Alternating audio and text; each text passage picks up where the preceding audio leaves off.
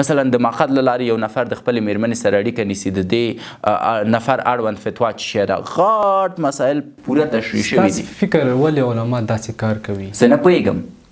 شاید د هغه بدنامۍ له امله ویرېږي د کوم له امله چې په ما ډېرې نیوکې دي. شاید اکثریت علما ماته دا وایي بدنامي نشي کېدلی، دا حقیقت دی. نه ستونزه دا ده چې اکثریت علما ماته وایي چې ډاکټر کوم کار چې ته کوي د اسلام له اړخه ستونزه نه لري، د قرآن د اړخه ستونزه نه لري، د احادیثو له اړخه ستونزه نه لري. اما زموږ ټولنه سنتي ټولنه ده، دا خلک دې ته آماده نه دي پسمۍ کوه چې په شپې کې څو وارې یا په هفته کې څو وارې کیفیت پسې وګرځئ. که په میاشت کې یو ځل داسې جنسي اړیکه ترسره کوئ چې هغه دواړه ارضا کي، دا بهتره ده د هغې نه چې په شپه کې یو ځل تاسو جنسي اړیکه نیسئ او ټول کار مو د یو دقیقې دپاره دی او مېرمنې ته خپل حق نشئ ورکولی. زیاتره مېرمنې په دې باور دي چې جنسي اړیکه یو درد دی. دا واقعیت دی؟ یو شی مخکې د دې چې زه په دې اړه وغږېږم، زه غواړم یو بل شی ووایم. له ځان نه پوښتنه وکئ چې له جنسي اړیکې مو موخه څه شی ده؟ ولې جنسي اړیکه نیسئ؟ د تاسو د جنسي اړیکې د نیولو نه هدف څه شی دی؟ اکثرا ځوانانو نه چې پوښتنه وکړي په دې نه پوهېږي. جینګ به درته خاندي، سر به درته ټیټ نیسي چې لا ډاکټر صاحب پوهېږي نو جنسي اړیکې نه موخه خوند دی. که چېرته ستا د جنسي اړیکې نه یوازینۍ موخه خوند دي نو خو بیا خو ستا بیبي د تا نه ناراضه ده. یعنی واقعا زما ځوان مو تر دې حده مجبوره که چې اوس د کور نه د باندې په یو کنډواله کې کینی، مصنوي شکل باندې ارضا کوي او ته ورته چې مشکل نشته وهی. پس متاسفانه په دې اړه باید بحث وشي چون د جنسي سالمو اړیکو اړوند معلومات د خیانت او فحشا لامل کیږي که چېرته تاسو په دې اړه معلومات ورنه کوئ. که ته یو ځوان ته ووایي چې که ته مصنوي ارضا وکړې بیا به سبا ته شنډې، مېرمنې ته به د خپل حق نشي ورکوی او ستا مېرمنه به بیا څه کوي؟ ولا که د دې ډار نه بیا مصنوي ارضا وکړي. اما موږ چې وایي کوی مشکل نشته، موبایل کې د څه شی دی مشکل نشته. اما شکیب چې کومې خبرې کوي د اسلامي اړخ نه هغه مه اوره.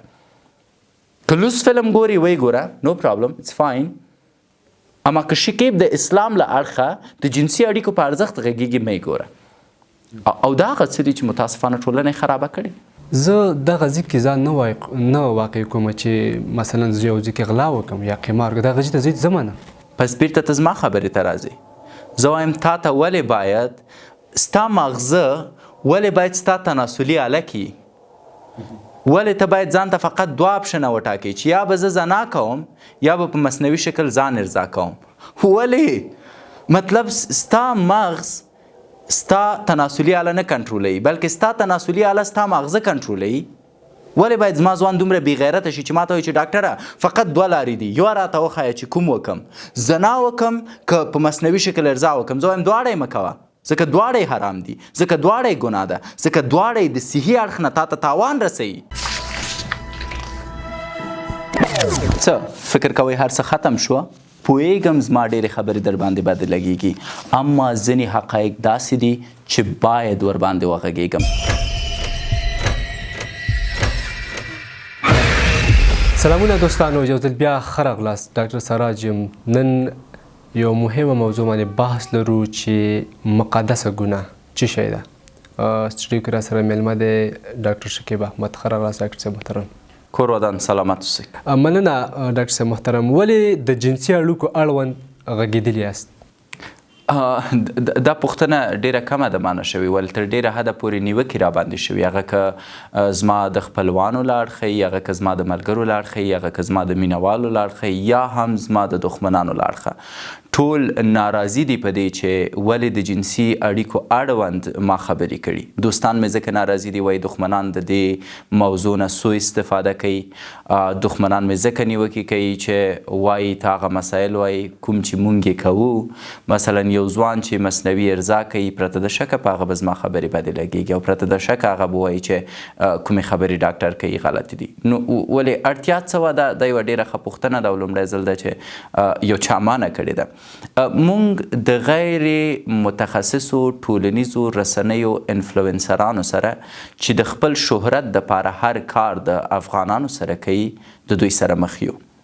تاسو یو فرد ګورئ چې کینی په یو خیریه بنسټ کې کار کوي او د هغې خیریه بنسټ مشر د دې خلاف دی چې یو ځوان د مصنوي ارضا وکړي، ولې دا د هماغه خیریه بنسټ په ټولو امکاناتو کینی ویډیو جوړوي زما پر ضد او ځوانانو ته وایي چې نه تاسو مصنوعي ارضا وکئ د هیڅ تکلیف نه لري او بیا خپله هغه ویډیو بیرته ماته په مسنجر کې رالیږي یا په واتساپ کې رالیږي تر څو زه د هغې په لیدو سره عکس العمل وښایم. ولې چون ده ته یې رهبر ویلي چې که چیرته ته غواړې مشهوره شې د نورو خلکو د شهرت نه استفاده وکړه.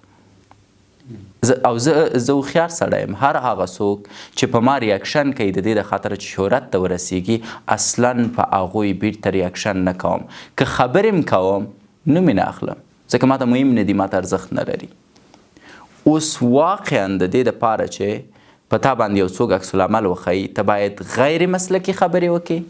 متاسفانه بلې ځکه خو نجیب بروت مشهوره دی، ځکه خو الپچینو مشهوره دی او دا غیر متخصص خلک چې په دې اړوند خپل نظر ورکوي د الپچینو او د نجیب بروت سره همسان دي، دوی هیڅ توپیر نه لري.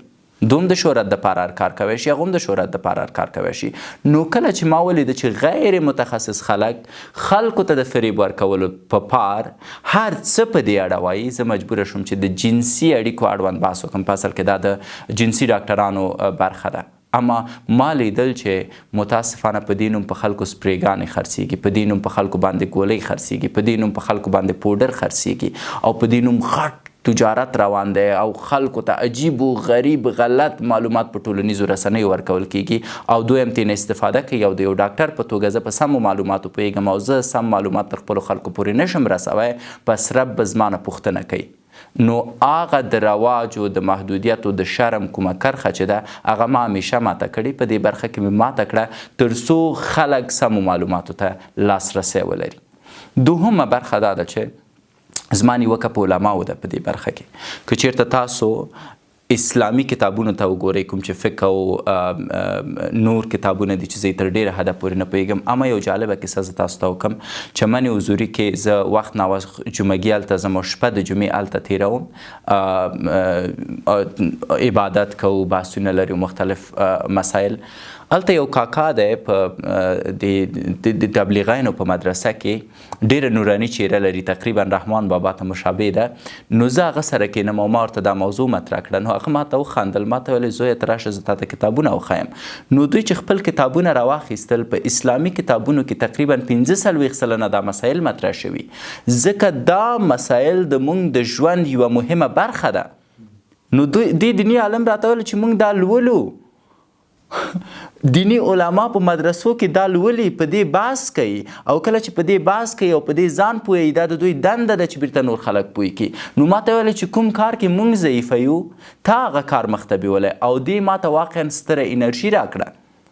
هلته د زنانو مسایل ذکر شوي، هلته د واده کولو آداب او شرایط ذکر شوي، هلته د زنا اړوند مسایل ذکر شوي. دا ټول جنسي مسایلو اړوند علمیت دی چې مونږ ته په اسلامي کتابو کې په تفسیر سره ویل شوي، علما یې خپله وایي، اما بیرته یې چې دی مونږ ته نه رانقلی.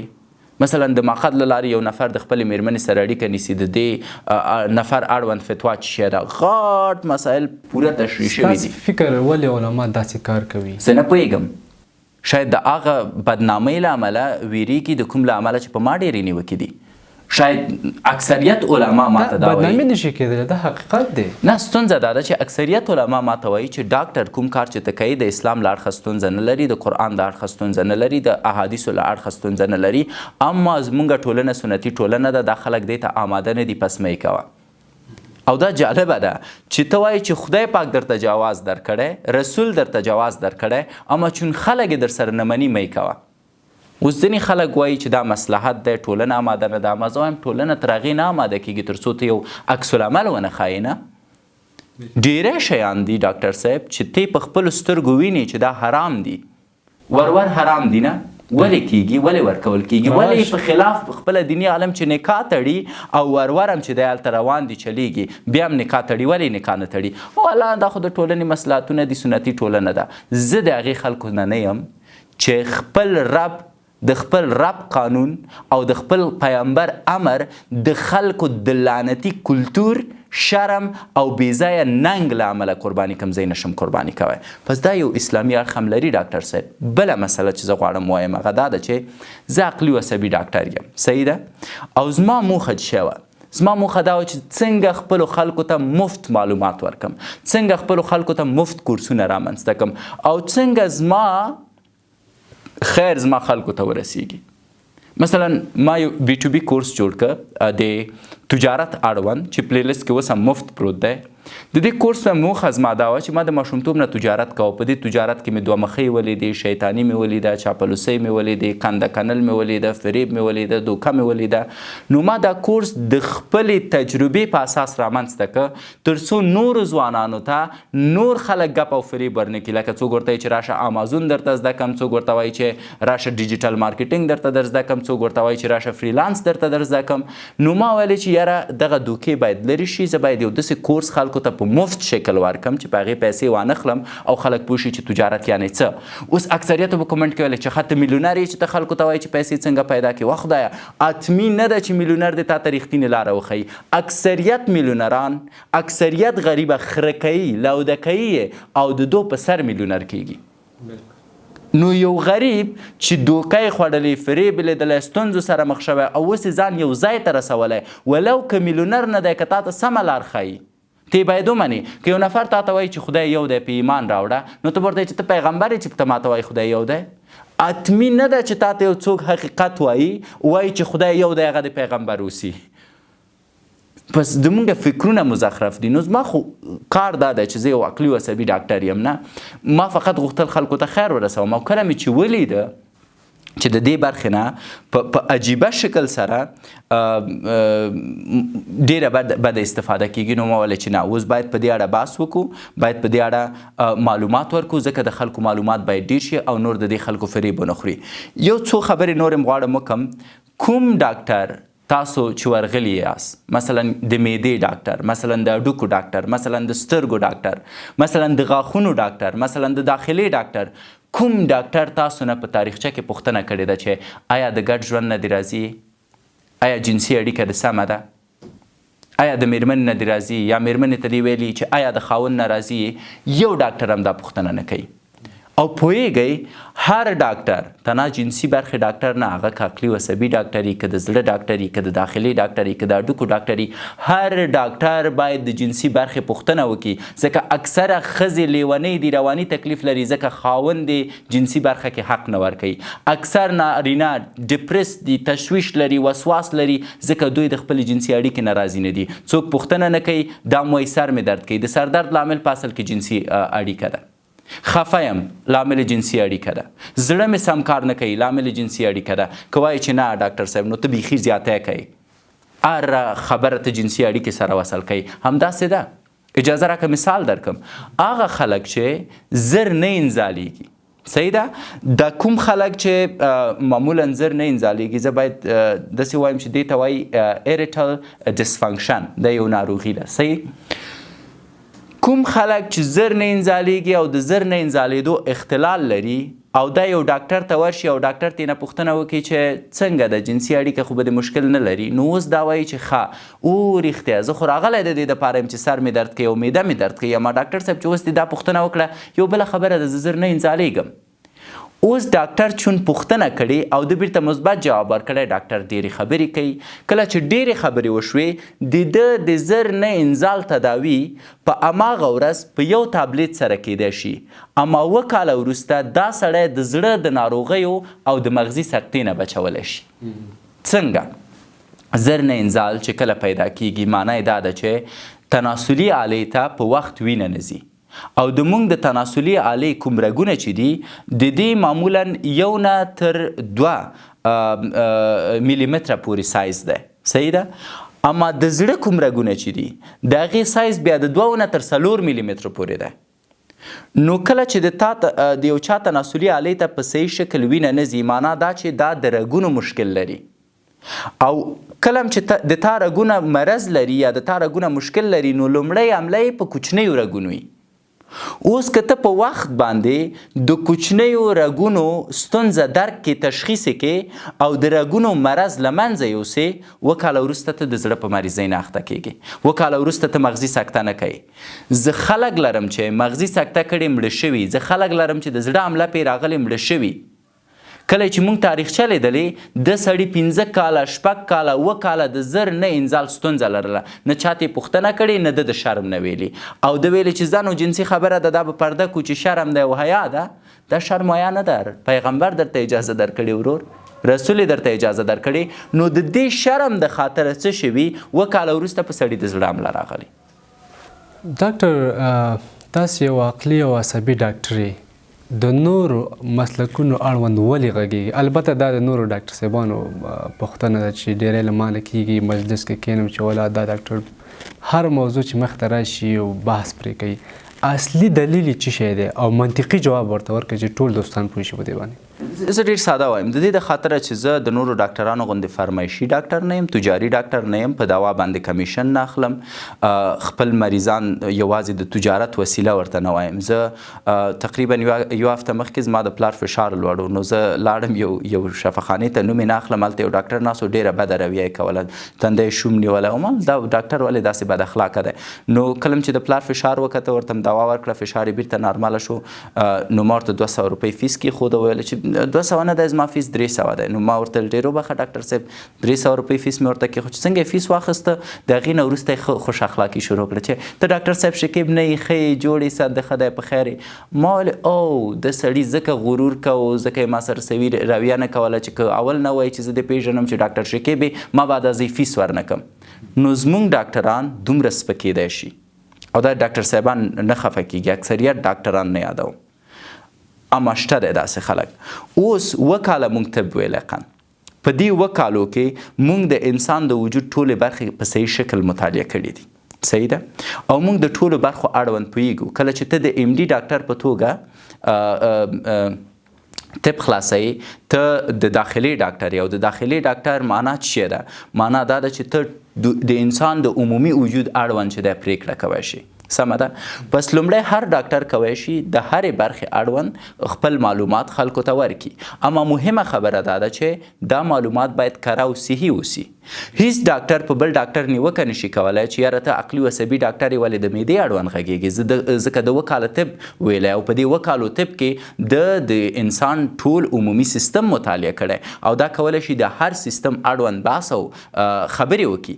پس هر ډاکټر چې دا وایي چې یو ډاکټر ولې د بل مسلک په اړه غږېږي، بې سواده دی، چون دی شاید اصلا د 7 کاله درس نه ویلی، شاید دی اصلا نه پوهېږي چې موږ د انسان مکمله اناتومي ویلې، موږ د انسان مکمله پاتولوژي ویلې، موږ د انسان مکمله فیزیولوژي ویلې.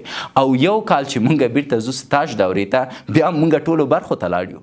ډاکټر صاحب ته به هم صحیح اولادي برخې ته لاړ اوسې، صحیح ده. پس ټولې برخې هم لیدلې، د ټولو برخو په اړه موږ صاحب نظر یو. اما کله چې تخصصي مسلک ته راځو، معنا یې دا ده چې بیا مونږ کولی شو د ټولو امراضو په اړه نظر ورکو، اما د عمل ساحه مو باید وي چې بیا زما د عمل ساحه عقلي او عصبي برخه ده. مثلا زه بیا هېڅکله نشم کولی نور ناروغان دغه کم، د نورو ناروغانو تداوي وکړم، دا شو یوه مسله. دومه مسله دا ده چې اکثریت ډاکټر صاحبان چې په کومه برخه کې متخصص دي او رشته یې د غلط معلومات ورکوي، او دا ما دردوي. اکثره وخت چې زه په عمومي مسایلو غږیږم، مثلا جنسي برخې متخصص ډاکټر دی، راځي د جنسي برخې اړوند یو شی وایي چې حیران پاتې شي، حیران پاتې شي چې واقعا د طب ویلی که نه دی ویلی. نو دا انسان مجبوره کوي چې بیرته په دې ډګر کې راشي او دخالت وکړي. مننه ډاکټر صاحب محترم. په دې هیله چې ډاکټر صاحبانو هغه کومې پوښتنې چې وي په ذهن کې هغه ورته حل شوي.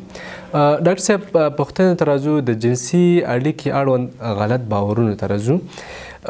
مثلا په اونۍ کې څو دفعه جنسي اړیکه موږ نیولی شو نارمل که تاسې وایي؟ الله دې اجر درکړي، ځکه دا اوس یو ستر غلط باور دی، او په ځانګړي ډول هغه ډاکټر صاحبان چې په جنسي برخه کې کار کوي باید دا غلط باور د خلکو له منځه یوسي. اوس اصلا زما وظیفه نه ده چې په دې اړه زه وغږېږم، اما څومره ډاکټران په دې اړه جرأت کوي چې وغږېږي. په هر حال راځئ چې زه د دې جواب درکړم. د تجاربو په اساس هغه خلک چې وادونه یې کړي دي چوندو ته جنسي اړیکه تکراري شوې، زه مجردان نه یادوم.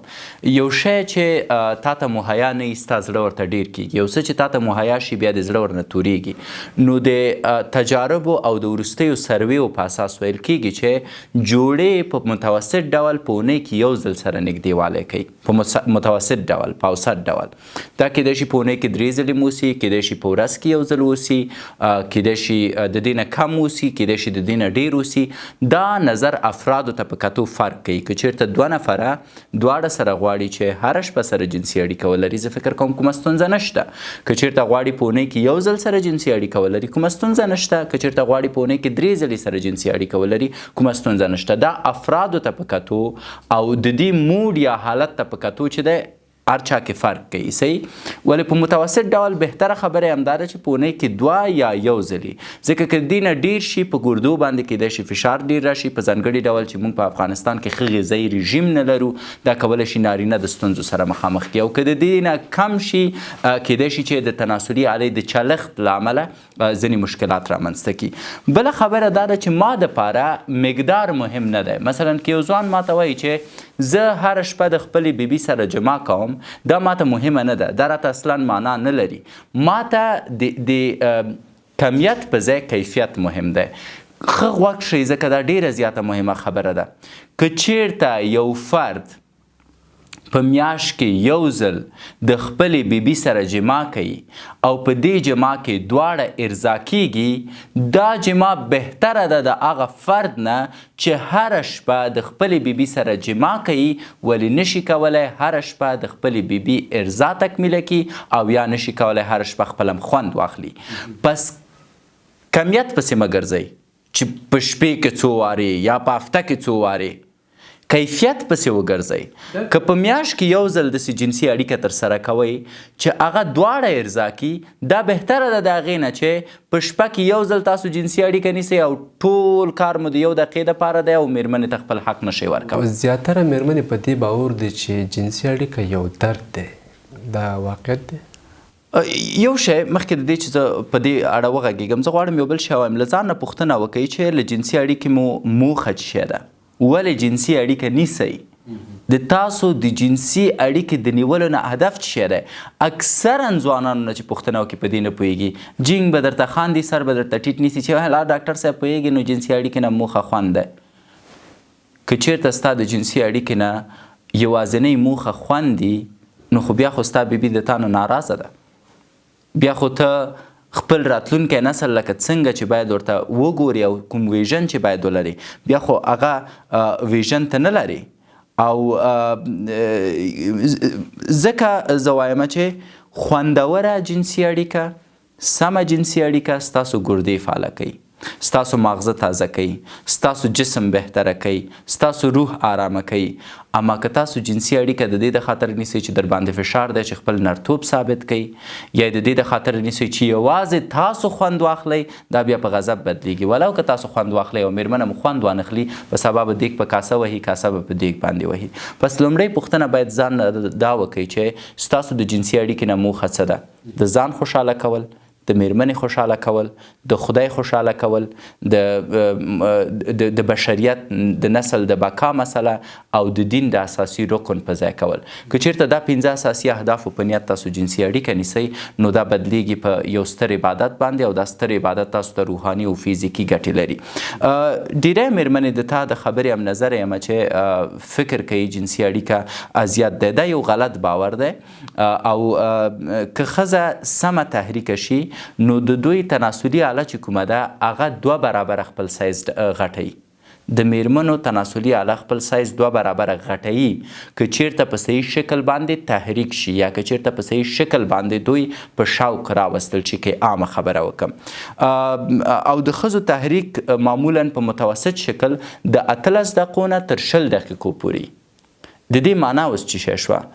که چیرته یو فرد د 18 نه تر 20 دقیقو پورې د خپلې میرمنې سره محبت کوي، نو دا د دې لامل کیږي چې د دې میرمنه آماده شي جما ته، او د دې میرمنې تناسلي آله 2 برابره خپل سایز غټوي. نو کله چې 2 برابره خپل سایز غټ که اصلا درد نشته. اصلا چیغې نشته. هر هغه میرمنه چې درد لري چیغې وهي د جما پر وخت باندې اساسي دلیل دا دی چې خاوند د په صحیح شکل تحریک کړی نه ده، یعنی میرمنه لا آماده نه ده او د جما ته پیل کړی ده. که تحریک سم کیږي او بیا هم دردي، مثلا یو نارینه مطمئنی وای چې ډاکټر صاحب نیم ساعت مونږ محبت وکړه، میرمنه مې کاملا آماده وه او ویلې چې اوس آماده یم، هغه ټولې کومې نښې چې د آمادګۍ دي هغه ټولې پکې موجودې وي، اما بیا هم درد لره، نو بیا دلته کیدای شي دا میرمنه جنسي تکلیف ولري، کوم ته چې کیدای شي STDs ولري یا سیکشوال ترانسمیټډ ډیزیزز ولري، مثلا سوزاک ولري یا تومر ولري په تناسلي آله کې، یا دې ته ورته نور مشکلات، چې بیا باید د هغې د خاطره میرمنه صحیح ولادي ډاکټر ته بوتل شي تر څو هغه ډاکټر وګوري او ستونزې ورته حل کړي. ولې جنسي اړوند معلومات کم دي؟ چون په اړه یې خبرې کول شرم بلل کیږي، د دې د خاطره د جنسي اړیکو اړوند معلومات کم دي. او باور وکړئ زه درته وایم، فکر وکړئ زه 100 ویډیوګانې لرم، په 100 ویډیوګانو کې به زما 15 ویډیوګانې د جنسي اړیکو اړوند دي. غټ غټ شخصیتونه ګورم، ستر ستر خلک ګورم چې ما ګوري خولې جینګه نیولې، ولا ویډیوګانې دې ګورو. زه ورته وایم کوم ډول ویډیوګانې مې ګورئ؟ همدغه جنسي برخې ویډیوګانې ګوري. نو یو طرف نه وایي چې شرم ده، بل طرف نه 15 ویډیوګانې د ما چې د اسلام په اړه دي، عقلي و عصبي برخې اړه دي، د خفګان اړوند دي، تجارت اړوند دي، هغه یو هم تاسو نه ده کتلی، همدا جنسي برخه هم کتلی او بیا خاندئ هم چې ته ولې جنسي ویډیوګانې جوړئ. نو معلومات کم دي په دې اړه کې، ټول غواړي چې په دې اړه په معلوماتو پوه شي، اما په اړه یې دغه د معلوماتو مسله دا شرم بولي. ډاکټران ورباندې خبرې نه کوي ځکه شرمیږي، وایي چې شخصیت به مې خرابه شي. وروره د جنسي اړیکو اړوند خبرې کول ستا شخصیت نه خرابوي، خو د یو ډاکټر په توګه ستا ناروغ که د جنسي اړیکو د نه پوهېدو له امله په خپل میرمنې باندې تیری کوي، هغه دردوي، ځوروي او هغې ته رواني تکلیف پیدا کوي، د دې له امله تا خدای نشي بخښی او ستا ځای به جهنم وي. پس هغه دیني عالم چې معلومات لري او دا معلومات تر خلکو نشي انتقالوي، د جزا به خدای ورکوي. علما د اسلامي اصولو په اساس د جنسي اړیکو اړوند خبرې آر ګړي. یو څوک ماته وایي چې نه علما آر نه ګړي، په اړه خبرې کوي، خو ما خو نه دي اورېدلي. نو دا خبرې باید وشي، دا خبرې باید مطرح شي تر څو د ضرورت په وخت کې ټول ورباندې پوه شي. موږ د جنسي اړیکو اړوند اسلامي صحي او ټولنیز معلومات متاسفانه نه لرو، او دا په دې معنا نه ده چې زموږ دین په دې اړه موږ ته واضح مسایل نه دي راښودلي، دا په دې معنا نه ده چې د جنسي اړیکو اړوند په پوره شکل څېړنې نه دي شوي، هم څېړنې شوي، هم زموږ دین موږ ته ښودلي، اما نه یې څوک په اړه لیکنه کوي، نه یې څوک په اړه وینا کوي، نه یې څوک په اړه خلک خبروي، چې دا یوه اساسي مسله ده. بل د څېړنو په اساس زه غواړم دا موضوع لږ څه ژوره مطالعه کړو که د اجازه وي، ځکه ولې شرم دی، ولې د جنسي اړیکو اړوند خبرې کول شرم دی. تا ته یو جالبه خبرې وکړم، د لوس فلم لیدل په یوازیتوب شرم نه دی، د حلالې جنسي اړیکې اړوند خبرې کول شرم دی. ولې؟ دا د چا پلان دی؟ دا پلان ولې رامنځته شوی؟ دا ډېرې اساسي مسایل دي. د څېړنو په اساس د امریکا په 14 ایالتونو کې جنسي زده کړې غیر کاملې دي. په امریکا کې په 14 ایالتونو کې په قصدي شکل خپله امریکایان نه غواړي چې عام خلک د اساسي اصولي او علمي جنسي اړیکو اړوند پوه شي. ولې؟ چونکه خلک د اساسي او علمي اړیکو اړوند پوه شي، بیا خو همجنسګرایي ته منځه لاړه، بیا خو نر د نر سره واده نه کوي، ښځه د ښځې سره واده نه کوي، بیا خو لواطت ته زمینه نه مساعدېږي. پس که تاسو د جنسي اړیکو اړوند علمي بحث کوئ، فحشا له منځه ځي. او د همدې د خاطره په اسلامي ټولنو کې د جنسي اړیکو اړوند تبلیغ داسې شوی چې باید خبرې ونه شي. ولې؟ چون غواړي زموږ ټولنه مفسده وساتي. زه خلک لرم د حیواناتو سره دوی چې د جنسي اړیکې نیولي، د الک سره جنسي اړیکې نیولي، تاسو خپله وینئ، ضرورت نشته په دې اړه ریفرنس ورکو. ولې؟ چون په دې اړه معلومات نشته. ولې؟ چون دا خبره شرم په نوم یاده شوې. ورور ولې رواج دی؟ چون وایي که په لور باندې د پیسې وانه خستې، بیا خلک وایي چې دا لور به حتما چا سره جوړوي. اکثریت کفري کارونه په مونږ باندې د غیرت او د شرم په نوم کیږي، چې دا اساسي مسایل دي چې باید ورته پام وکړي. له 4 نه یو ځوان جنسي اړیکې له بد اخلاقه فلمونو نه زده کوي. دا په نړۍ کې څېړنه شوې، زه د خپل زړه نه وایم، د 4 نه یو ځوان جنسي اړیکې د بد اخلاقه فلمونو نه زده کوي. غواړئ افغانانو په حقیقت پوه شئ؟ راځئ زه درته وایم ستاسو اکثریت ماشومان چې مکتب ته ځي په موبایلونو او چیپونو کې څه شی دی چون تاسو ورسره د جنسي اړیکو په اړوند نه غږیږئ تاسو ورسره د ځوانۍ په اړه نه غږیږئ تاسو ورسره د پیغلتوب په اړه نه غږیږئ تاسو ورسره د حلال نکاح اړوند نه غږیږئ تاسو د حلال نکاح او د واده په ارزښت ورسره نه غږیږئ تاسو د حلال جنسي اړیکې په ارزښت ورسره نه غږیږئ نو خود به چپ د لوسو فلمونو نه ډکي خود به په څلورو ځوانانو کې یو ځوان جنسي اړیکې د لوسو فلمونو نه زده کوي او همدغه ځوان چې کله حق و حلال واده کوي کوشش کوي د هغه بد اخلاقو فلمونو کارونه د خپلې میرمنې سره وکړي چې د خپلې میرمنې ماغزه عاطفه احساس هر څه له منځه وړي او سبا ته دی هم خوشحاله نه ده د جنسي اړیکې نه چون د لوسو فلمونو غوندې نفر غواړي او میرمنه هم د ده نه خوشحاله نه ده چون ده ورسره د حیوان په شکل رویه کړي اما دې مسایلو ته د چا پام نه دی د ټولو پام دې ته دی شکیب ولې د جنسي اړیکو اړوند خبرې کوي چون ټولنه تباه شوه ځوانان مو تباه کړه نیمایي ځوانانو نه ډېر مو په مصنوي ارضا باندې روږدي دي نیمایي ځوانانو نه ډېر مو چې دی لوس فلمونه په پټه ګوري نیمایي ځوانان جالبه ده ما بله ورځ یو ویډیو ولیدله د اسلامي امارت یو عسکر یو ځوان نیولی دی په دې چې مصنوي ارضا کوي په یو ځای کې او هغه وهي اوس وهل او نه وهل زه سیاسي سړی نه یم چې هر څنګه یعنی واقعا زما ځوان مو تر دې حده مجبوره که چې اوس د کور نه د باندې په یو کنډواله کې کینی مصنوي شکل باندې ارضا کوي او ته ورته چې مشکل نشته وهی پس متاسفانه په دې اړه باید بحث وشي چون د جنسي سالمو اړیکو اړوند معلومات د خیانت او فحشا لامل کیږي که چېرته تاسو په دې اړه معلومات ورنه کوئ که ته یو ځوان ته ووایي چې که ته مصنوي ارضا وکړې بیا به سبا ته شنډې میرمنې ته به د خپل حق نشي ورکوی او ستا میرمنه به بیا څه کوي ولا که د دې ډار نه بیا مصنوي ارضا وکړي اما موږ چې وایي کوی مشکل نشته موبایل کې د څه دی مشکل نشته اما شکیب چې کومې خبرې کوي د اسلامي اړخ نه هغه مه اوره که لوس فلم ګوري وی ګوره نو پرابلم اټس فاین اما که شکیب د اسلام له اړخه د جنسي اړیکو په ارزښت غږیږي مه یې ګوره او دا هغه څه دي چې متاسفانه ټولنه یې خرابه کړې مننه ډاکټر صاحب څنګه ښه جنسي اړیکه ولرو د خپلې میرمنې سره دا ښه پوښتنه ده له طبي اړخه د هورمونو فعاله ساتل پکار دي ټسټاسټرون ښځه او نر کې دا د خوند دپاره ډېر زیات مهم دي او میرمنې چې دی ټسټاسټرون له استروجنو ډېر وجود کې لري متاسفانه په دې اړه چې دی ډاکټران بحث نه کوي خو ډېری په دې خبره باندې نه پوهېږي اما اوس هر څه چې ټسټاسټرون سره اړیکه ولري هغه په خوند کې رول لري د دې د خاطر چې زه تاسو بهتره پوه کړم مثلا تایراید هورمون پرولاکتین چې د مغز لخوا جوړیږي ورسره چې د دغه د دې هورمونو نارمل ساتل وجود کې ډیر زیات مهم دي پس تاسو ټسټاسټرون باید په وجود کې چې دی په نارمل شکل باندې وساتل شي که چیرته غواړئ چې جنسي اړیکې نه په صحیح شکل خوند واخلئ اوس کله چې موږ سټرس لرو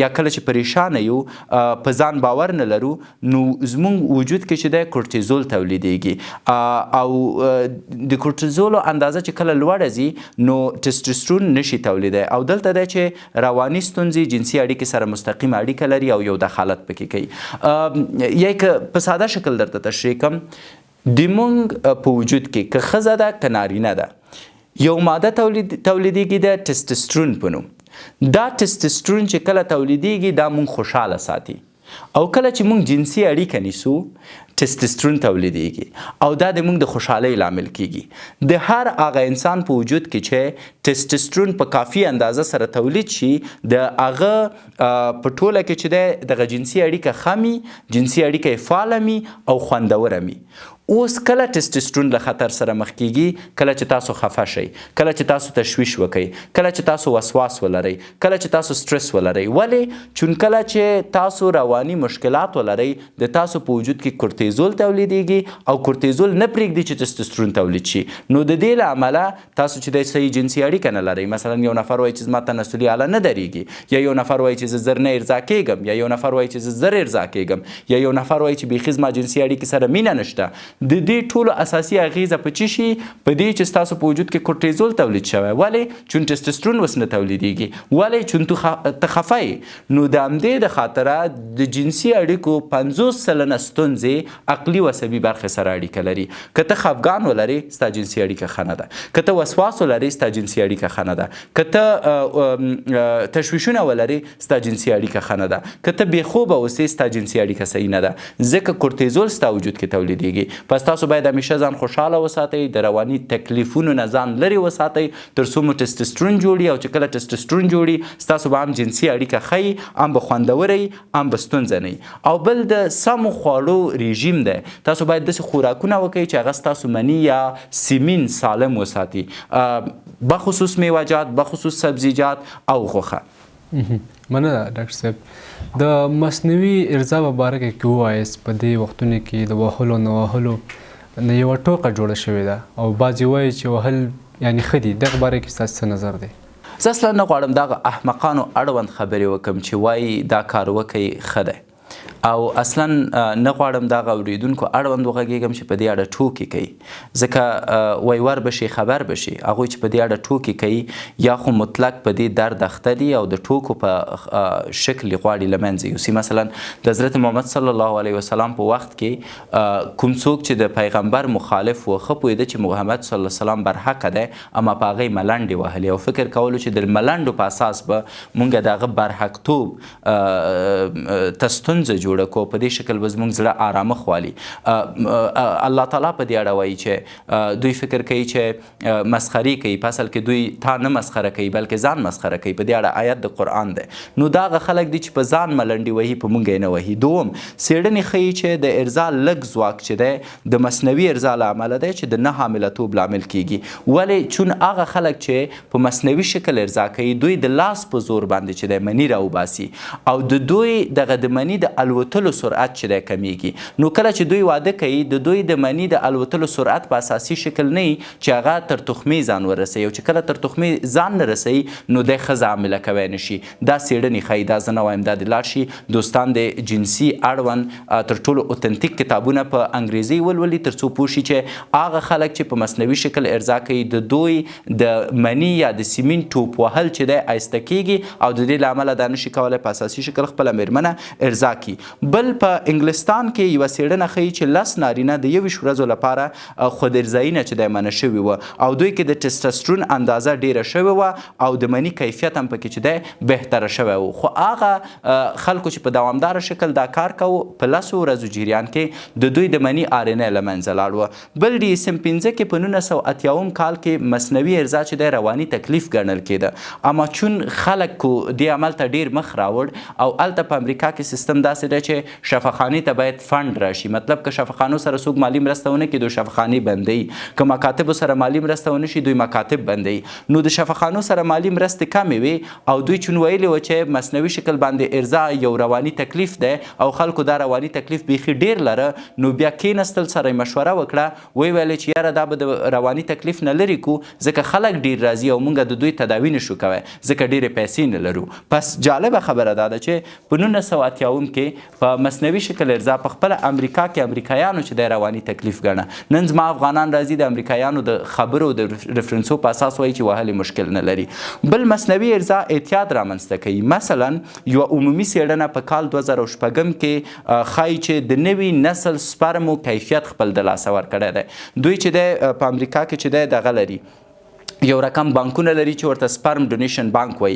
ځوانان چې هلته ځي چې خپل سپرم ډونیټ کړي 6 میاشتې وروسته چې کله بیا ځي ګوري چې دوی د مني کیفیت کاملا له منځه لاړ دی او کله چې ترېنه پوښتنه کیږي اساسي دلیل یې دی چې دوی په مصنوعي شکل ارضا کوي. په عین حالت کې داسې ځوانان لرو تر څو په مصنوعي شکل ارضا ونه کړي خوب نه ورځي، تر څو په مصنوعي شکل ارضا ونه کړي کار ته نه ځي او دا هم د رواني اختلال یوه بل اساسي برخه ګڼل کیږي. او کوم ریفرنسونه چې زه درکوم دا ټول کتابي او څېړنیز ریفرنس جنسونه دي. د یو ډاکټر په توګه یې درکوم، نه د داسې یو نفر په توګه چې په کوڅه کې ناست دی او زما ویډیو اوري سبا ته راځي او ریاکشن جوړوي تر څو خلک ګمراه کړي او ځان مشهوره کړي.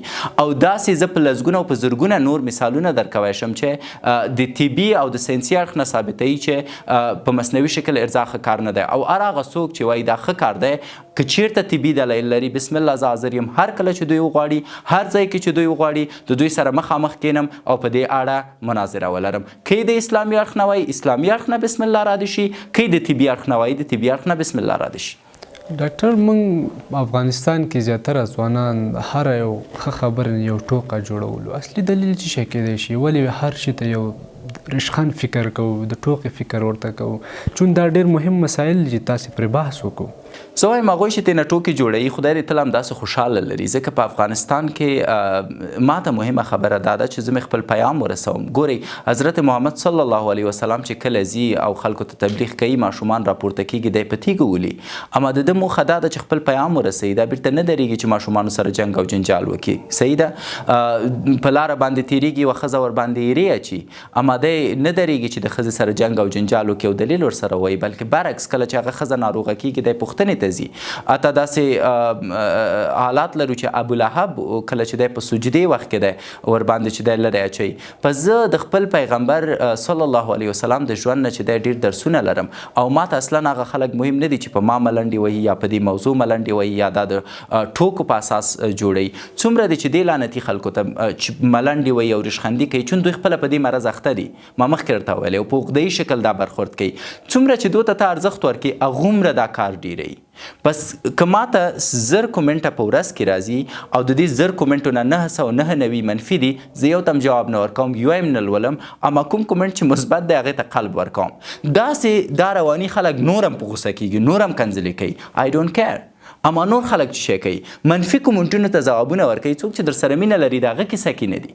پس زه د هغه خلکو چې منفي فکره دي، هغه خلک چې دښمني پالي، په اصل کې د ما د پیام سره دښمني د چی سره دښمني ده؟ خو ته بیرته خدای سره دښمني کوي. یو عمل چې حرام دی خو حرام دی، یو عمل چې تا ته ستا وجود ته صدمه رسوي او ته د ما سره دښمني کوي، په هغې خو ته خپل وجود سره دښمني کوي.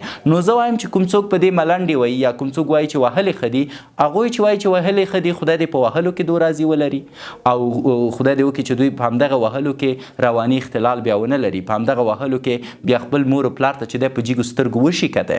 او څوک چې د دې مسایلو په ملنډو کې رول لري، زه فکر کوم چې خدای دې وکړي چې حداقل خپله سالم وي، ځکه که سالم اوسي دوی به دا کار نه کوي. باور وکړئ اکثریت هغه ځوانان چې ماته په دې اړه رشخندي کومنټونه کېږدي بیرته معاینه خانې ته راځي په همدغې تکلیف اخته دي. نو دوی ماته اصلا مهم نه دي. نیوکه دا ده چې دې کار بدیل څه شی دی او اوسني شرایطو کې تاسې څه ارزوئ؟ یوه اروپایي څېړنه ښیي چې 80% خلک خوب ویني چې د وجود اړتیاوې د ارضا له اړخه ماغزه رفع کوي.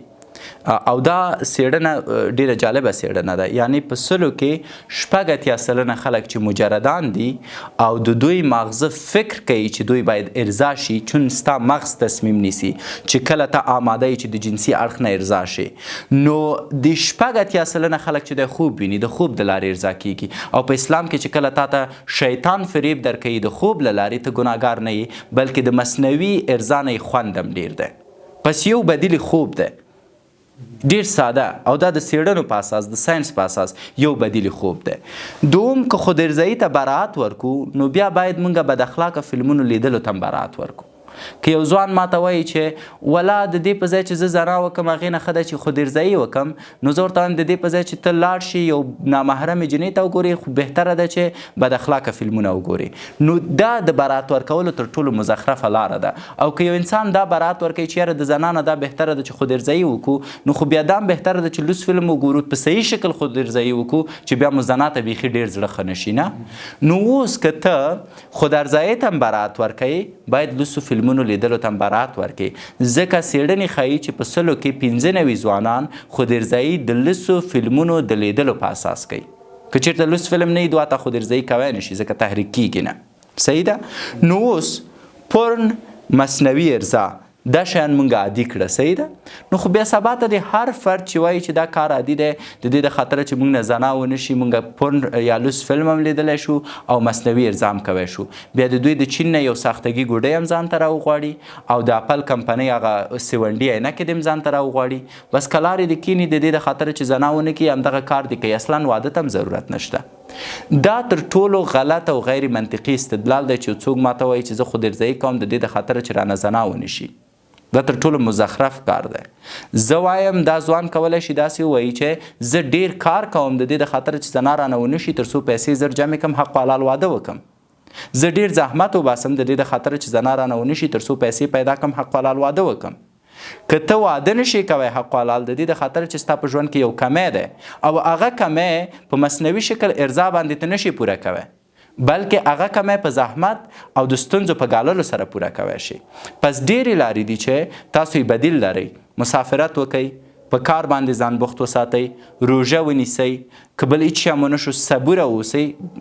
کیدای شي د شپې د خوا نه مو شیطان چې دی ګپ درکړي یا بازي درکړي. اما که ته نن دا وایي چې زه د دې د خاطره چې زنا ونه کړم مصنوعي ارضا کوم او ته په مصنوعي ارضا عادتېږي نو بیا سبا ته تا نه زنا هم کیږي. دغه ګناه داسې ده چې د کوچنیو کارونو نه شروع کیږي. هر هغه انسان چې د مصنوعي ارضا نه ځان منع کوی شي د زنا نه هم ځان منع کوی شي. اما هر هغه انسان چې مصنوعي ارضا ته تسلیمیدی شي هغه زنا هم کولی شي. صحیح ده. زه فکر کوم هر هغه نفر چې مصنوعي ارضا کوي که دته زمینه د زنا مسایده شي هغه زنا هم کوي. ځکه د دې ایمان چې دومره کمزوری دی چې خپل ماغزه خپل لاس ته تسلیموي نو د دې ایمان بیا دومره قوي نه دی چې هلته دغه وکړي د یوې ښځې دپاره بیا لاس نه تیر نشي. اما هر هغه انسان چې خپل لاس کنټرولولی شي هغه پردۍ ښځې ته چې په پردي حالت کې ورسره مخ کېږي او د زنا زمینه ورته مسایدي هغې نه هم تېرېدلی شي. پس دا ټوله د ایمان مسله ده. که ته ایمان ولري او زنا ونه کړي نو بیا ته دومره ایمان لري چې خپل لاس هم کنټرول کړي. اما که ته خپل لاس نشي کنټرولوی ما ته دا مه وایه چې زه ځکه خپل لاس نه کنټرولوم چې بل چاته ضرر ونرسوم چون ستا ایمان ضعیفه دی او ته نشي کوی خپل ایمان ته بازي ورکړي. دا په دې معنا ده لکه یو نفر چې ما ته وایي ورور چې زه د دې د خاطره مونځ کومه چې اودس رانه پاتې نشي. دا تر ټولو مزخرف دلیل دی. زه د دې د خاطره مونځ کوم چې اودس رانه پاتې نشي. په داسې حالت کې چې ته باید اول اودس وکړې چې بیا مونځ وکړې. پس که ته ماته وایي چې زه مصنوعي ارضا کوم چې زنا رانه ونه شي مطلب ایمان او تقوا دلته ډیره زیاته مهمه ده. او رب تا ته وایي چې ځینې کارونه سخت دي ځینې کارونه ناسخت دي. هر حرام کار اسانه دی.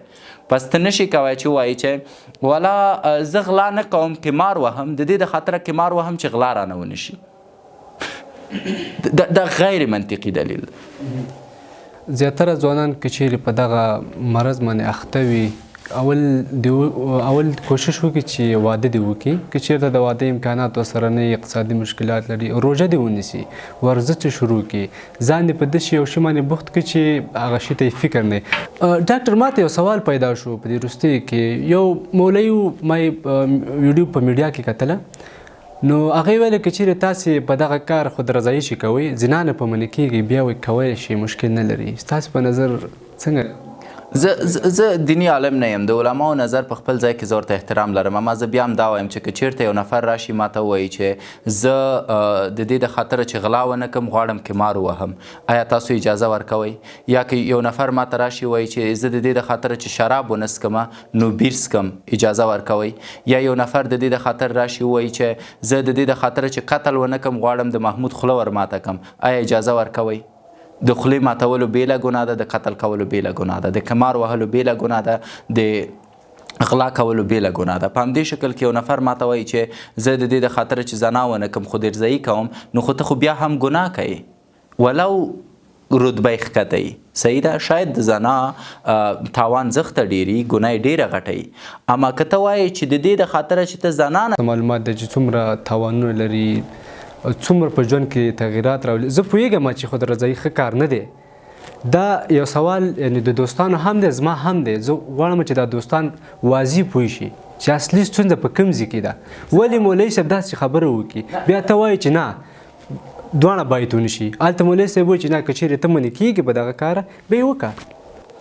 ګوره زه یو ځل بیا وایم، زه وایم د دوه شیانو پرتله کول یو اساسي تېروتنه ده. مثلا که زه تا ته وایم ته ماته جواب راکړه، صحیح ده د دې. زه تا ته وایم چې زه غواړم غلا وکم، اما د دې د خاطره چې غلا رانه ونه شي زه قمار کوم، آیا اجازه ده؟ زه دغه ځای کې ځان نه واقع کوم چې مثلا زه یو ځای کې غلا وکم یا قمار کوم، دغه ځای ته ځې ځم نه. پس بیرته ته زما خبرې ته راځې. زه وایم تا ته ولې باید ستا ماغزه ولې باید ستا تناسلي آله کي؟ ولې ته باید ځان ته فقط دوه اپشنه وټاکې چې یا به زه زنا کوم یا به په مصنوي شکل ځان ارضا کوم؟ ولې؟ مطلب ستا مغز ستا تناسلي آله نه کنټرولوي، بلکې ستا تناسلي آله ستا ماغزه کنټرولوي. ولې باید زما ځوان دومره بې غیرته شي چې ما ته وایي چې ډاکټره فقط دوه لارې دي، یوه راته وښایه چې کوم وکم، زنا وکم که په مصنوي شکل ارضا وکم. زه وایم دواړه یې مه کوه، ځکه دواړه یې حرام دي، ځکه دواړه یې ګناه ده، ځکه دواړه یې د صحي اړخ نه تا ته تاوان رسوي. یعنی جدا موږ بل هیڅ کار نه لرو. یعنی فرض وکړه که دا دوه کارو کې یو ونه کړو موږ مړه کیږو، ساه مو بندیږي، اکسیجن مو خلاصیږي، انرژي مو کار کول پرېږدي. یعنی کوم ځوان چې په مصنوي شکل ارضا ونه کړي وژل کیږي، له منځه ځي، کورنۍ تباه کیږي. نو ولې دا آپشن دی موږ ته چې زه څه وکم؟ ډاکټره ما ته ډېر مزخرف خلک ډېری مزخرف دلایل وایي په دې برخه کې. یو نفر راځي چې ښه ډاکټره ته موږ ته وایي چې مه یې وهه، خرچي شه وکړو، زنا وکړو. نه، غیرت لرې لاړ شه حلال واده وکړه، روژه ونیسه، سفر وکړه، ځان بوخت وساته. ما مخکې ویلی چې په 100 کې 99% هغه خلک مصنوي ارضا کوي چې بیکاره دي، خپله حلال روزي نه ګټي، مصروفیت نه لري او ژوند کې هدف نه لري. هر هغه څوک چې ژوند کې هدف لري، مصروفیت لري، حلاله روزي ګټي او په خپلو پښو ولاړ دی، اصلا د مصنوي ارضا کولو اړوند فکر تم وخت نه لري. او کله هم چې فکر کولو ته وخت پیدا کی، د دوی شخصیت اجازه نه ورکوي چې خپل تناسلي آلې ته خپل ماغزه تسلیم کی، زی په نره باندې واده کوي او په حق حلاله باندې ګډه جما کوي. نو ولې باید آپشن ځوان ته دی چې یا به ته دا کوي یا به هغه کوي؟ لکه په اروپا کې چې اوس آپشن دی، یو نفر وایي زه نر یم، وایي نه ته نر نه یې، ته چې دی دغه اجړی، ته باید د نر سره واده وکړي. نو دغه آپشنونه چې کوم موږ ته راکول کیږي دا زموږ د ایمان د له منځه وړلو دپاره راکول کیږي. او هر هغه ځوان چې دا فتوا ورکوي چې د زنا د نه کولو لپاره تاسو وهئ مصنوي شکل باندې ارضا کوئ، دا مشکل دی، دا اساسی مشکل دی. زه وایم مه زنا کوئ، مه دا بدکار کوئ، بلکې پیسې وګټئ، کاروبار وکئ، خپل شخصیت جوړ کئ، یو ښایسته مسلمانه بیبي پیدا کئ، ورسره واده وکئ او اسلامي اړیکه مخته یوسئ. پس زما دریم آپشن دی، زنا وکئ که مصنوي ارضا؟ زه وایم نه، په حق و حلاله واده وکئ او د واده کولو ټول هغه ریکوایرمنټ پوره کئ. یعنی یو شی زه درته وایم که یو ځوان په مصنوي ارضا باندې عادت شي، دا باید ولې کار وکړي؟ دا به بیا د خپلې ښځې دپاره ولې پیسې جمع کړي؟ دا به بیا د خپلې ښځې دپاره ولې طلا والي؟ دا به بیا چې دی کاروبار ته ولې زړه ښه کړي؟ خو دغه کوم ضرورت چې خدای پاک موږ ته پیدا کړی د جنسي اړخې د برخې په ځانګړي ډول په ځوانۍ کې، د همدې دپاره دی چې موږ د ښځو د ترلاسه کولو دپاره ټول زحمات وګالو تر څو دا خوند ترلاسه کړو. اوس خو ته ځوان ته فتوا ورکوي چې یا زنا وکړه، زنا خو په مفتو کې ترلاسه کول دي د دې خوند که نه؟ او یا ورته وایي چې که زنا هم نشي کوی، بیخي مفلس یې پرېږده چې پلار د غریبي وکړي، ته کښېنه په تشناب کې هغه ځای کې چې ته باید فاضله مواد وکړي، کښېنه هلته چې دی مصنوي ارضا وکړه. واقعا دا زموږ آپشنونه دي، واقعا دا زموږ سټنډرډ دی د یو ځوان په توګه. نو زه فکر کوم په خپل ذات کې دا خبره غلطه ده چې موږ وایو که د زنا نه ژغوري مصنوي ارضا کوی شي. که د زنا نه ژغوري او ته مصنوي ارضا کوې، تا ستره ګناه پرېښي، کوچنۍ ګناه دې کړې. بهتره لاره یې دا ده چې نه ستره ګناه وکړي نه کوچنۍ ګناه، بلکې حق و حلال واده وکړي او دغه کوم کار چې تا ګناهګارۍ دا په داسې شکل وکړي چې په عبادت بدل شي. په حلال شکل جما عبادت ده. بلکل. په دې هیله چې دوستانو دغه موضوع واضح شوي. ډېره زیاته مننه ډاکټر صاحب. هیله کوم سلامت اوسئ.